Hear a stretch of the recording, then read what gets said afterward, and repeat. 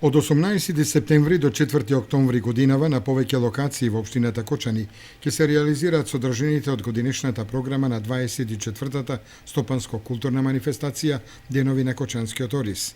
Одборот за организација на манифестацијата и градоначалникот Радко Димитровски ја презентираа програмата во која има книжевни, ликовни, фолклорни содржини, промоција на книги и традиционална жетва на ориз со срп на оризова нива на село. Манифестацијата започнува на 18 септември со изложба на уметнички слики од Кочанскиот ориз во етно куќата во Кочани, а вечерта на летната сцена на Националната установа Центар за култура Бели Мугри ќе биде одржан целовечерен концерт на културно-уметничкото друштво Мирча Ацев од Скопје. На 24 септември во салата на Мултикултурниот центар ќе се одржи концерт на квартетот флејти Аулос, а на 26 септември во изложбениот салон на Центарот за култура Бели Мугри ќе биде отворена изложба на дела од ликовната колонија Свети Пантелемон 2012-2015.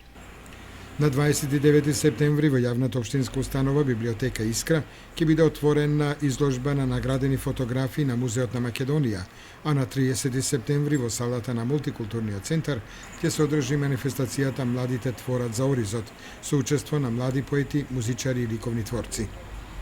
На 1 октомври на летната сцена пред Домот на културата ќе се одржи традиционалната манифестација Избор на жетварска убавица, а на 2 октомври ќе биде промовирана монографијата за Кочанскиот ориз. Во вечерните часови ќе се одржи фолклорен концерт во неколку населени места со гости фолклористи учесници на манифестацијата, а во градскиот трговски центар во рамките на оризовата бела вечер концерт ќе одржи Елена Ристеска и кочански музички групи.